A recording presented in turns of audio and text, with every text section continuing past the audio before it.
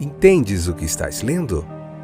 O podcast que te leva através das páginas da Bíblia, livro por livro, capítulo por capítulo. Uma exposição bíblica emocionante. Aperte os cintos e embarque comigo nesta viagem.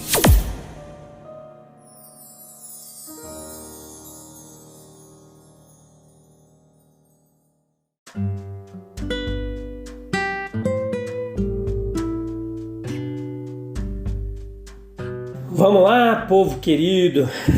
Obrigado pela audiência, pela paciência. Eu sou o Fábio, estou de volta. Vamos concluir hoje o capítulo 4. Graças a Deus que nos dá vitória por meio de Jesus Cristo, tem nos dado ânimo e disposição para nós continuarmos nessa jornada firme e constante. Leia o capítulo 4 do livro de Levítico, depois vem para cá. Se você estiver gostando, convida mais gente e vamos lá. Nesse estudo sequencial da Bíblia, capítulo por capítulo, essa espécie de pregação expositiva aqui para a gente aprender cada detalhe do texto bíblico, toda a teologia, toda a hermenêutica e exegese aqui, clara e objetiva, para você entender mais da palavra de Deus. Hoje vamos ver o capítulo 4, a parte 4, episódio número 370, a quarta temporada, é o livro de Levítico. Que joia, hein? Que jornada fantástica. Então veja aqui do versículo 13 ao 21, desse capítulo 4, nós podemos ver que o sacrifício aqui apresentado ele é muito semelhante ao do sumo sacerdote, e o pensamento dominante em ambos os casos é o do pecado ligado àqueles que representam a aliança de Deus. O povo, seja como nação, assembleia, seja como casa de Deus, congregação adoradora ou governantes, ou em seu sumo sacerdote, mantinha uma relação de aliança com Jeová. Portanto, ele poderia ofender essa relação e é necessário que seja feita expiação. Uma nação ela pode ser culpada, violando os mandamentos de Deus, por falta de sabedoria política, produzindo desordem nacional, ignorância, divisão de classes umas das outras, decadência do comércio e angústia.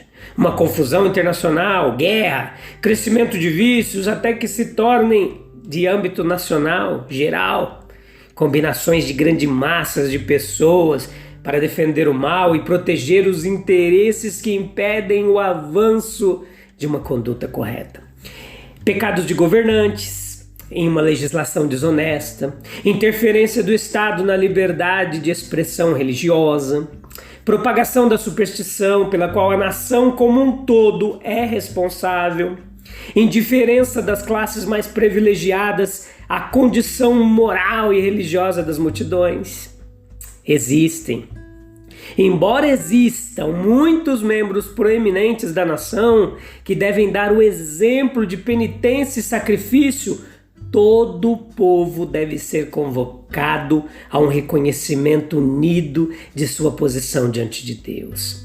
O jejum nacional, se conduzido corretamente, emancipado e emanando de um senso generalizado de pecado e não de um mero comando real, pode agradar a Deus. E nessas ocasiões, a ênfase principal ela deve ser colocada não na realização de ritos externos, mas no fato do estado das pessoas e no chamado do evangelho ao arrependimento e à fé. Existe perdão das nações, assim como dos indivíduos. É isso que o texto nos ensina aqui, que o sacerdote fará expiação por eles e lhe será perdoado o pecado.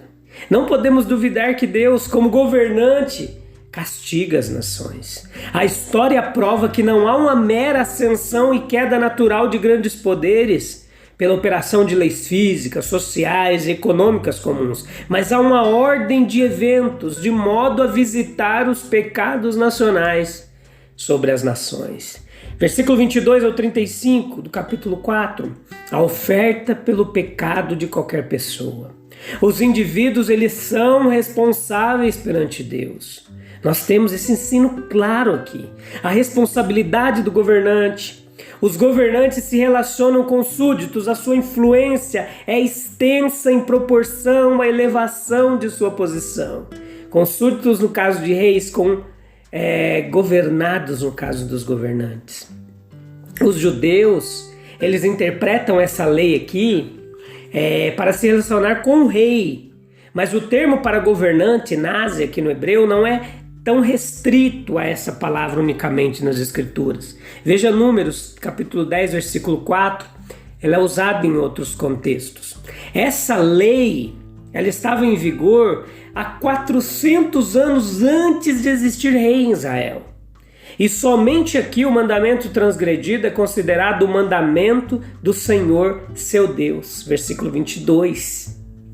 Isto é, para lembrá-los de que se ele governa os outros, Deus o governa e o chamará para prestar contas pela maneira como usa sua autoridade. Os homens são muito propensos a esquecer isso, especialmente quando se sentam em conclave.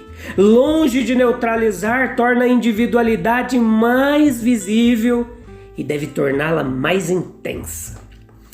Os governados estão relacionados aos governantes. Eles têm deveres relativos, bem como pessoais. Eles têm interesses e obrigações públicas e privadas. Eles permanecem como os governados ali, súditos desses governantes em relação a Deus. Isso é reconhecido em suas leis. Êxodo, capítulo 22, versículo 28. O texto interpreta o termo hebraico traduzido como deuses por juízes. Os magistrados são aqui apresentados como representantes de Elohim. Ele, o governante, tem que trazer um novilho, um dentre as cabras, não um novilho, que era exigido do sacerdote da congregação. O sangue do cabrito deveria ser aspergido simplesmente sobre as pontas do altar do holocausto, enquanto o sangue do novilho também era aspergido sobre o altar do incenso e o véu. Outra diferença aqui era que enquanto os corpos dos animais oferecidos para o sacerdote e para a congregação eram queimados fora do acampamento, o cabrito do governante era tratado como oferta pacífica. Essas diferenças elas mostram que o pecado do governante, embora tão hediondo a ponto de não ser perdoado sem sacrifício, ainda não era tão hediondo quanto o do sacerdote. Muito mais se espera dos homens de profissão religiosa. O pecado do governante também não era considerado tão hediondo quanto o da congregação. É ruim quando grandes homens dão maus exemplos, mas pior ainda, como dizia Matthew Henry, quando todos os homens o seguem.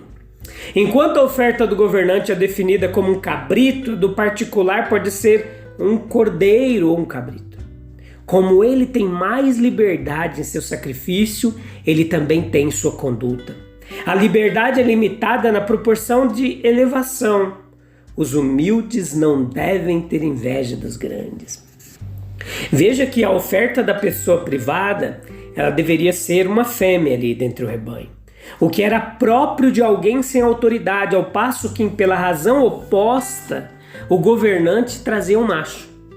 Essas diferenças mostram que o pecado de um governante é mais sério do que o de uma pessoa comum. Se seus privilégios são maiores, suas responsabilidades também. Se sua posição é elevada, sua influência para o bem ou para o mal é proporcionalmente grande. Parece não ter nada a ver imediatamente com pecados contra nossos semelhantes ou contra a sociedade. Estes, é claro, podem ser vistos construtivamente como ofensas também contra Deus. Se isso fosse mais considerado, os homens seriam mais respeitosos com seus semelhantes, que são feitos à imagem de Deus. Isso que Tiago nos ensina lá no capítulo 3, versículo 9, no Novo Testamento. A lei, meus queridos, ela não tinha provisão de misericórdia para pecados presunçosos. Quer o preceito ultrajado fosse negativo ou positivo, Existem exemplos na Bíblia, e um exemplo dessa severidade da lei é descrito em Números capítulo 15, versículo 32 ou 36. E esta instância também é referida por Paulo, que continua afirmando que o Evangelho ele tem a sua lei de extremidade correspondente, mas com uma punição muito mais severa. Hebreus capítulo 10, versículo 28 e 29. Agora veja, se a penalidade extrema da lei mosaica era a imposição de morte ao corpo, que punição poderia ser muito mais dolorosa senão a destruição do corpo e da alma no inferno. Mateus 10, 28. Um governante ele poderia pecar por ignorância e requerer expiação. Versículo 22 ao 26 do capítulo 4. Quer o ofício fosse herdado ou nomeado, o governante ele mantém uma relação especial com Deus e com o povo. Ele deve guardar zelosamente o seu ofício, e quanto mais exaltado ele for, mais ele deve preservar uma consciência isenta de ofensa para com Deus e para com o homem. O governante ele deve dar o exemplo de respeitar as exigências da lei de Deus. Veja que se o povo olhar para seus líderes naturais e superiores oficiais, confessando pecados e buscando expiação, a reverência religiosa e a obediência se espalhariam então por todas as outras classes aqui. Aqueles em posições elevadas devem examinar as suas vidas e corações para que por sua negligência, ignorância ou pecado de qualquer tipo, eles não tragam desagrado divino ao povo. Frequentemente, pecados são cometidos nos cargos de destaque, dos quais os homens se envergonhariam se seus próprios nomes estivessem relacionados a eles. Nós podemos distinguir o oficial do pessoal, mas devemos lembrar que Deus exige que ambos sejam puros e santos. Versículo 27 ao 35, detalhes dos pecados das pessoas comuns. A ideia da distinção é que aqueles que, por sua distância do santuário, ou sua falta de educação ali, de uma formação, eles estão mais expostos à possibilidade de ofensa. São menos culpados e, portanto, exigem um sacrifício um pouco menor. Uma cabra ou uma ovelha bastaria, mas as mesmas cerimônias eram indispensáveis. A imposição das mãos, o toque das pontas do altar do holocausto com sangue, o derramamento do sangue, a oferta queimada de cheiro suave ao Senhor. E assim, aqui nós vemos esse ensino que os menores pecados, os pecados das pessoas menos responsáveis, os pecados de ignorância e mera impureza cerimonial, eles foram conectados com os maiores. E o povo foi lembrado de que todo pecado, como transgressão da lei, deveria ser expiado, e sem expiação não haveria perdão. Nós somos ensinados a lidar com eles, levando em consideração as circunstâncias, com lembrança de sua culpa comparativamente menor. Agora veja que nada nos livra do pecado, a não ser o poder de Cristo. Enquanto evitamos a censura e o julgamento sem amor, devemos cultivar uma sábia cautela para não lançarmos nossas pérolas aos porcos. O Espírito de Cristo é nosso único guia e a única força. As prescrições da lei, aprenda aqui, que elas variavam de acordo com a oportunidade do infrator.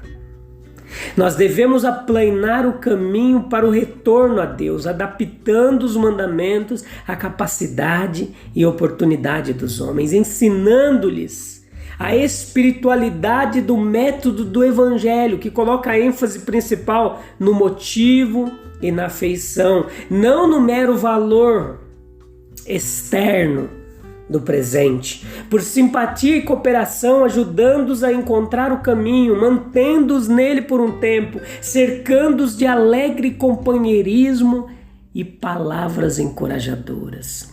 As pessoas comuns sendo assim marcadas, elas nos lembram que há uma urgência especial sobre a igreja cristã, nessa missão do evangelho aos que estão longe e perto. Nós estamos aptos a pensar que é suficiente cuidar daqueles que estão dentro do templo e perto do templo.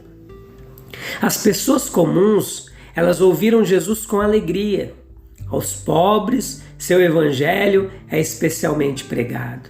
Se todos os sacrifícios aqui em Levítico, eles tipificam o grande sacrifício do Calvário e a oferta do pecado, mais particularmente a adaptação ou a doutrina de Cristo às massas, é assim apresentada.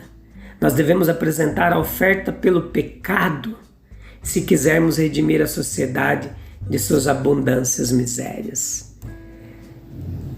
Que satisfação saber que Cristo já ofereceu e já pagou todo o preço que nós devíamos. A lei, ela nos condenava, mas Jesus Cristo nos justifica, isso é motivo de alegria.